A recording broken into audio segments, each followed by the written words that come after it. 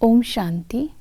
5 अक्टूबर 2022 की साकार मुरली से होमवर्क।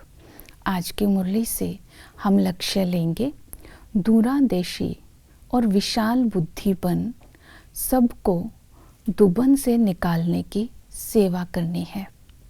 आज की मुरली से हम स्वमान लेंगे, मैं ईश्वरीय संतान हूँ। अलौकिक माँ, पारलौकिक पिता से सर्व खजाने मुझे वर्षे में मिले हैं।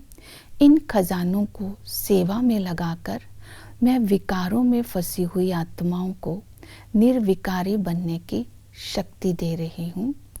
इसके लिए आज हम पुरुषार्थ करेंगे।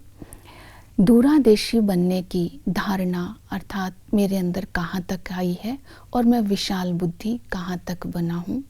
दूरादेशी बनने के लिए दूरादेशी का अर्थ ही है मन मना भव, अर्थात दूर देश में रहने वाली बाप की याद में रहना। इसके लिए दूरादेशी को हम दूसरे शब्दों में मन मना भव कहते हैं। मन मना भव का अर्थ है एक्सरसाइज। अशरीरी बनने की आज हम एक्सरसाइज करते रहेंगे तो देह के आकर्षण से मुक्त हो जाएंगे। मन मना भव का अर्थ है कर्म योगी। बाप को साथ रखकर अव्यक्त स्थिति से और संबंध में आते हुए उपराम हद की इच्छाओं से मुक्त होकर कर्म करेंगे तो बाबा की याद रहेगी। मन मना भव का अर्थ ही है उमंग उत्साह में रहना और मनोरंजन। तो उड़ती कला की स्थिति के द्वारा उमंग उत्साह में अगर रहेंगे तो जीवन में आने वाली परीक्षाओं को मनोरंजन में परिवर्तन कर सकते हैं। तो दूरादेशी उसे बोलेंगे जो निरंतर योगी हो। तो सर्व संबंधों से बाबा को याद करना है। आज की मुरली में बाबा ने कहा कि तुम मुझे साजन के संबंध से याद करो। ये गीत है, एक तू जो मिला सारी दुनिया मिली। अगर बाबा ही सब कुछ है तो ऐसे साजन के साथ बहुत लव होना चाहिए। तो इसी तरह बाबा को इस संबंध से याद करके हम दूरादेशी बनेंगे। पहले दूरादेशी होंगे, फिर विशाल बुद्धि बनेंगे, तब हम दूसरों को भी दुबन से निकाल सकते हैं। तो विशाल बुद्धि का अर्थ ही है सृष्टि चक्र के आदि मध्य अंत का ज्ञान बुद्धि में रहे।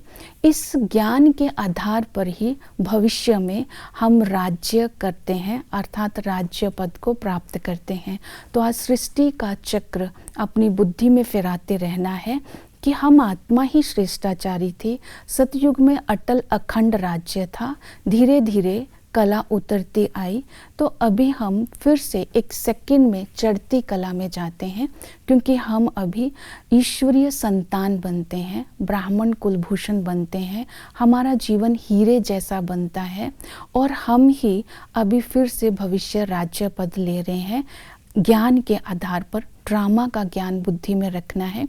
इस समय हमें बाप का परिचय मिला, सृष्टि चक्र का ज्ञान मिला। इस समय हम बेबादशाही को याद करते हैं और स्मृति में रखते हैं। दुबन से निकालने के लिए बाबा ने कहा जितनी ज्ञान की धारणा होगी उतनी ही सेवा करके आप कमाई कर सकते हो। तो ये ज्ञान हमारे अंदर धारण होना चाहिए कि परमात्मा सर्वव्यापी नहीं है। परमात्मा हमें पढ़ाते हैं और परमात्मा जो है वो ही हमारे साथी है, जिसको बोला पांडवों के साथी है। हमें वो अंधेरे से निकालते हैं। तो परमात्मा ही हमें लाइट और माइट का अभी ताज देते हैं। तो जब हम इन बातों को अपनी बुद्धि में रखेंगे तब हम दूसरों को ये ज्ञान सुना सकते हैं। ओम शांति।